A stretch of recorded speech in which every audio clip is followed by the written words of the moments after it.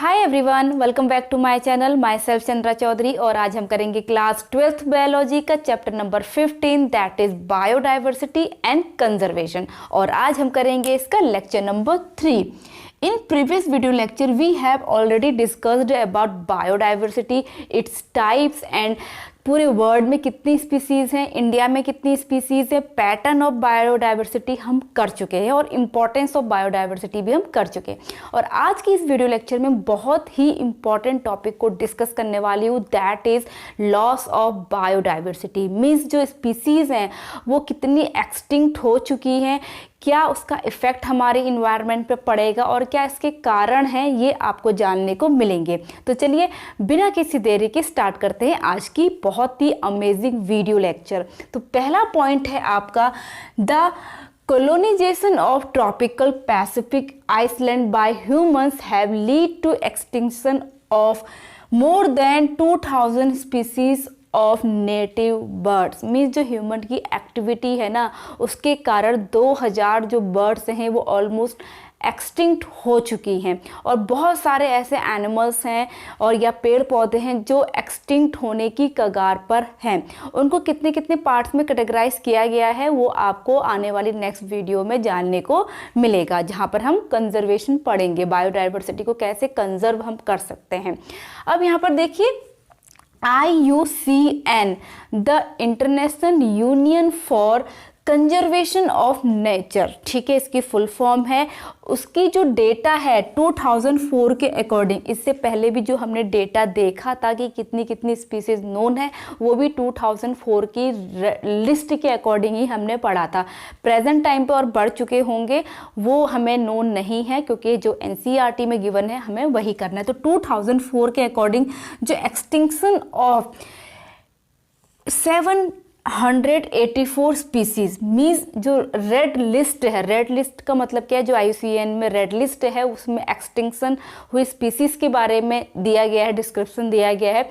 तो अभी उसमें जो 784 जो स्पीसीज हैं वो एक्सटिंक्ट हो चुकी हैं, उनमें कौन कौन सी स्पीसीज हैं, तो उसमें है आपकी 338 स्पीसीज वर्टिब्रेट्स हैं, जिनमें वर्टिब्रा पाया जाता है, वो वर्टिब्रेट्स कहलाते हैं। और 359 जो स्पीसीज एक्सटिंक्ट हो चुकी है वो इनवर्टिब्रेट्स है। एंड 87 प्लांट्स स्पीसीज एक्सटिंक्ट हो चुकी हैं, ठीक है। उसके बाद नेक्स्ट है लेटेस्ट एक्सटिंक्शन, मीन्स जो अभी हाल में ही जो लेटेस्ट एक्सटिंक्शन हुआ है वो क्या क्या है, बहुत ही इंपॉर्टेंट है। डोडो, जो मॉरिशस में पाए जाने वाली स्पीसीज थी, क्योंकि जैसे हमारे यहाँ हैन जो कॉक है उसको एज अ फूड यूज़ किया जाता है, चिकन खाया जाता है, उसी तरह से लोगों ने भी डोडो इतना ज़्यादा खा लिया कि वहाँ की वो स्पीसीज़ ही ख़त्म हो गई, ठीक है। डोडो अभी हाल में ही एक्सटिंक्ट हुआ है। फिर है आपका क्वागा, जो अफ्रीका का है, ये रिसेंटली ही एक्सटिंक्ट हुआ है। और है आपकी थाइलेसिन, ठीक है, जो ऑस्ट्रेलिया का है। एंड आपका स्टेलर सी को काव है, रशिया की एक्सटिंक्ट है। एंड 3 सब species of tiger, Bali, Javan and Caspian, ये आपकी सब स्पीसीज हैं टाइगर की जो एक्सटिंक्ट हो चुकी हैं, ठीक है। ये आपका हो गया जो लेटेस्ट एक्सटिंक्शन है। नेक्स्ट है आपका लास्ट 20 ईयर में कितनी स्पीसीज डिसअपेयर हो गई है। ये 20 साल में, जो 20 साल बीत चुके हैं उसमें ऑलमोस्ट आपकी 27 स्पीसीज डिसअपेयर्ड हो चुकी है, मीन्स अब वो दिखाई नहीं देती हैं, ठीक है।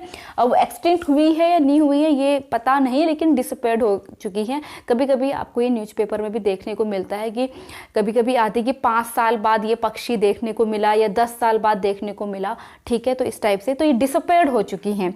उसके बाद है थ्रेट ऑफ एक्सटिंक्शन, मतलब अब किन किन चीज़ों को थ्रेट है एक्सटिंक्ट होने का, कौन एक्सटिंक्ट होने की कगार में खड़ी हैं।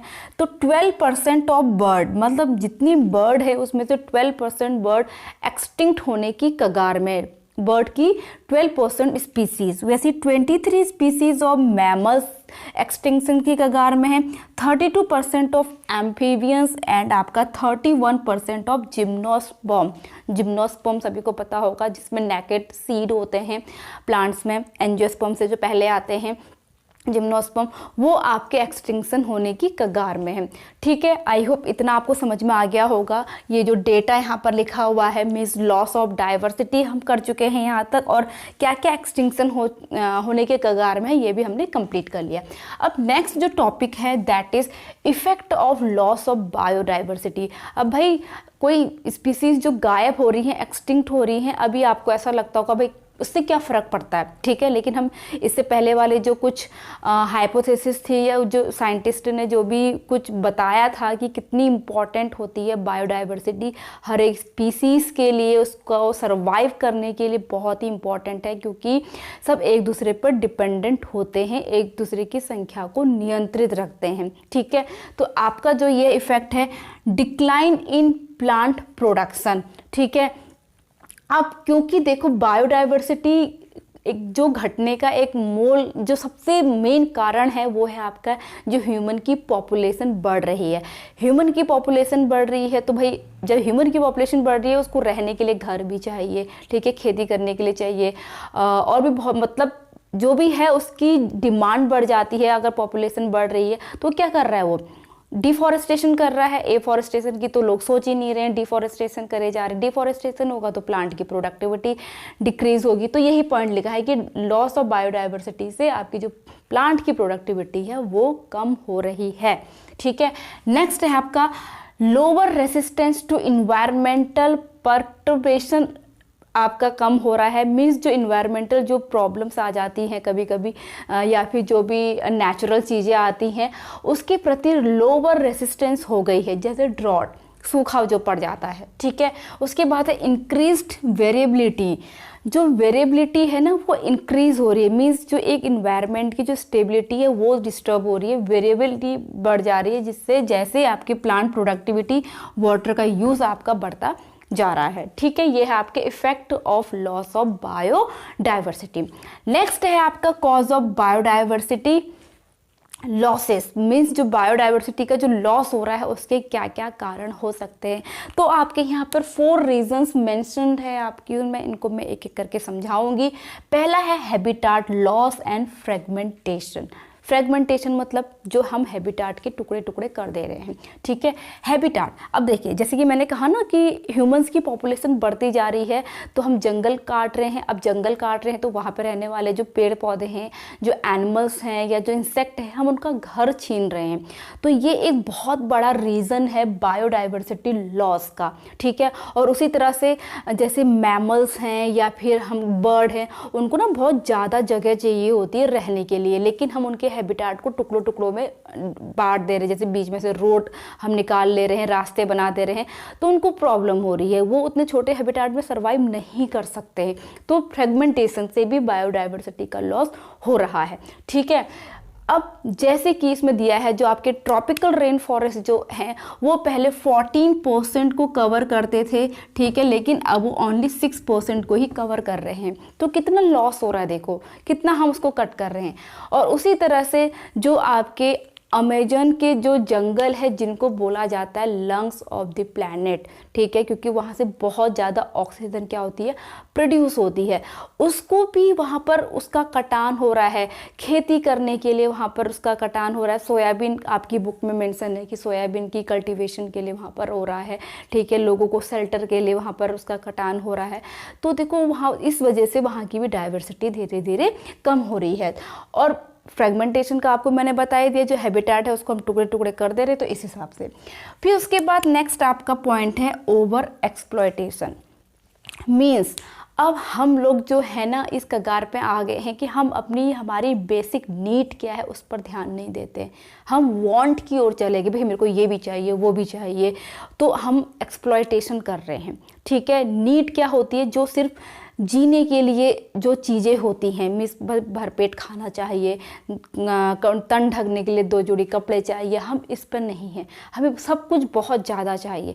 अब जब हमारी डिमांड बढ़ गई है तो प्रोडक्टिविटी जो है वो उतनी है, क्योंकि जो लैंड है वो तो उतनी ही है। हम क्या कर रहे हैं, फॉरेस्ट को को कट करते जा रहे हैं, तो ओवर एक्सप्लॉयटेशन हो रहा है। हम अब जो अर्थ है उसमें से जंगल को साफ कर रहे हैं, इस वजह से वहाँ पर रहने वाली जो भी चीज़ें हैं सब डिस्टर्ब हो रही हैं। तो over exploitation is the one of the most cause of biodiversity loss. Next है आपका एलियन स्पीसीज इन्वेजन। अब एलियन स्पीसीज क्या है, मैंने प्रीवियस वीडियो में भी बताया था, ये नहीं कि दूसरे ग्रह से आए हुए प्लांट्स, ये नहीं है इसका मतलब है एग्जॉटिक।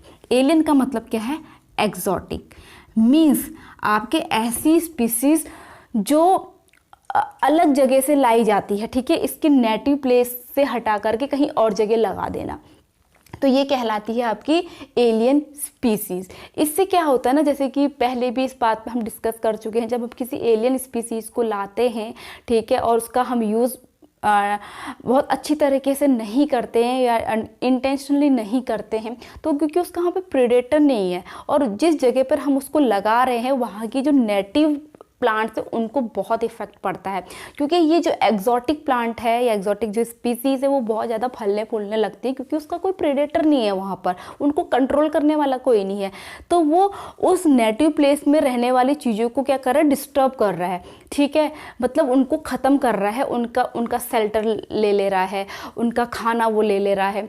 तो ये भी आपका लॉस ऑफ बायोडाइवर्सिटी, क्योंकि नेटिव प्लेसेस की चीज़ें ख़त्म हो रही हैं, ठीक है, जिसका आपका एग्जाम्पल की बुक में दिया गया है कि जो नाइल पर्च की एक फिश है उसको डाल दिया जाता है एक लेक में, ठीक है, विक्टोरिया की लेक में, तो वहाँ पर एक जो नेटिव प्लेस की जो एनिमल्स था, ठीक है, वो क्या हो गया है, एक्सटिंक्ट हो गया है। ओके, और इससे पहले भी मैंने बताया था जो गैलापागोस में वहाँ पर जो टॉर्टोइस थे वहाँ पर रहने वाले, वहाँ पर जब गोट को डाल दिया गया, अब टॉर्टोइस भी घास खाते थे, गोट भी घास खाती थी, लेकिन गोट क्या है उसने इतना ज़्यादा हो गया कि सारी घास वो क्या करने लगे, अपना खाने लगे, तो टॉर्टोइस वहाँ से एक्सटिंक्ट हो गए। गोट वहाँ पर हमने जो इंट्रोड्यूस करी है वो उसके लिए एलियन स्पीसीज थी, ठीक है। आई होप आप मेरा पॉइंट समझ रहे होंगे। इसके बाद है को एक्सटिंक्शन। ये क्या है, को एक्सटिंक्शन ये चीज़ होती ना, कभी कभी जो दो स्पीसीज एक दूसरे पर इंटरडिपेंडेंट होती हैं, मीन्स एक ख़त्म तो दूसरी भी ख़त्म, ठीक है, मतलब वो एक दूसरे के बिना नहीं रह सकते। जैसे पॉलिनेटर्स में होता है कि एक स्पीसीज़ है सपोज वो, और कोई फ्लावर है, अब ये स्पीसीज़ ही इसको पॉलिनेट कर सकती है। अगर ये स्पीसीज़ ख़त्म हो गई, ठीक है, तो इसको पॉलिनेट करने वाला कोई नहीं है, तो बीज नहीं बनेंगे, रिप्रोडक्शन नहीं होगा, तो ये एक दिन ये भी ख़त्म हो जाएंगे। तो इस चीज़ को क्या बोला जाता है, को एक्सटिंक्शन, ठीक है। तो आई होप जो आज का वीडियो लेक्चर है वो आप लोगों के लिए काफ़ी हेल्पफुल रहा हो। आप लोग इसका स्क्रीनशॉट ले सकते हैं। बहुत अच्छी तरीके से मैंने यहाँ पर आपके लिए नोट्स प्रिपेयर किए हैं। वीडियो अच्छा लगा हो तो please hit the like, leave the comment, subscribe to my channel and press the bell icon. मैं मिलूंगी अपनी नेक्स्ट वीडियो के साथ, जिस पे हम डिस्कस करेंगे इसका last topic, that is biodiversity को कैसे हम कंजर्व करेंगे। तो तब तक के लिए stay tune, stay healthy, stay connected, bye bye.